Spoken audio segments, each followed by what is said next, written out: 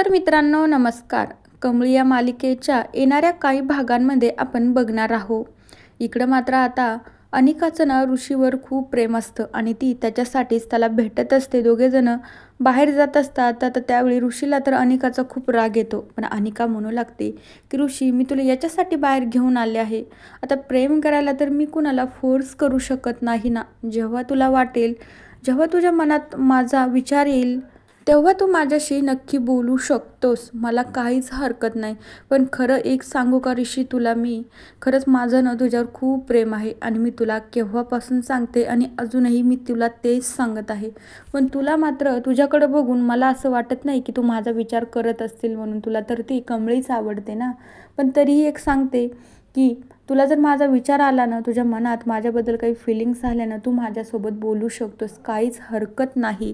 त्यावेळी ऋषी फक्त अनिकाकडे बघतच राहतो. तिच्यासोबत काहीच बोलत नाही. तरी अनिका हे सगळं बोलून मोकळी होते. आता अनिकाचा नवीनच प्लॅन असतो की कमळीला जाळ्यात कसं अडकवायचं. आता कमळी तर इकडं त्या कॉम्पिटिशनमध्ये जिंकलेली असते. ते मात्र अनिकाला बघवलेलं नसतं. तर नयनताराने कमळीचं कौतुक करून कमळीला देखील त्याच्या हातातले त्याने एक ब्रासलेट देखील दिलेलं असतं. तर हे अनिका आणि रागिणीला अजिबात आवडलेलं नसतं. म्हणून आता अनिकाचा असा हेतू असतो की कमळीला बदनाम करून टाकायचं. तर दुसरीकडे कमळी कॉलेजमध्येच असते. कॉलेजमधलाच एक मुलगा मात्र कमळीला म्हणू लागतो. आता कमळी त्याला म्हणू लागते आता तुला इतकं महत्त्वाचं माझ्यासोबत काय बोलायचं आहे.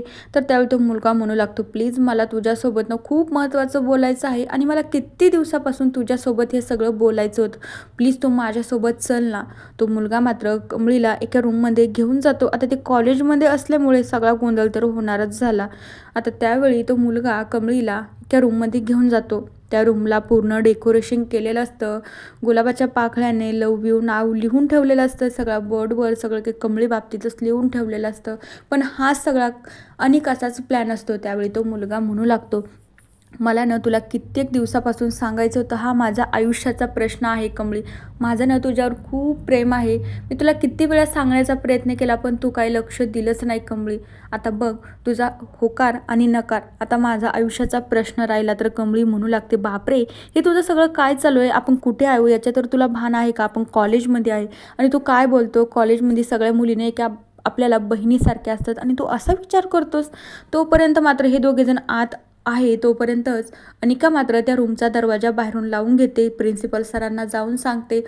सगळेजण मात्र कमळी आणि तो मुलगा ज्या रूममध्ये असतात त्या रूममध्ये अनिका त्या सगळ्यांना घेऊन येते. तर प्रिन्सिपल सर म्हणू लागता तुम्ही दोघेजण या रूममध्ये काय करताय. कमळीकडे काहीच उत्तर नसतं. तो मुलगा देखील शांत बसतो. आता कमळीनं सांगाव की हाच मला इकडे घेऊन आला. तर मग सगळेजण विचारात पडतील. कमळीला विचारू लागतील की मग हा तुला इकडे घेऊन आला तर बाहेरून रूमचा दरवाजा कुणी लावून घेतला. हा तुमचाच काहीतरी प्लॅन असेल. त्याच्यामुळे कमळी काहीच बोलत नाही. आता ही प्रेमाची कबुली ऋषी आणि कमळीला तर चांगलीच महागात पडलेली आहे. तर बघूया येणाऱ्या भागांमध्ये आपल्याला काय बघायला मिळतं. तोपर्यंत या मालिकेच्या पुढील भागांच्या अपडेट्ससाठी आपल्या चॅनलला सबस्क्राईब करा. So bye.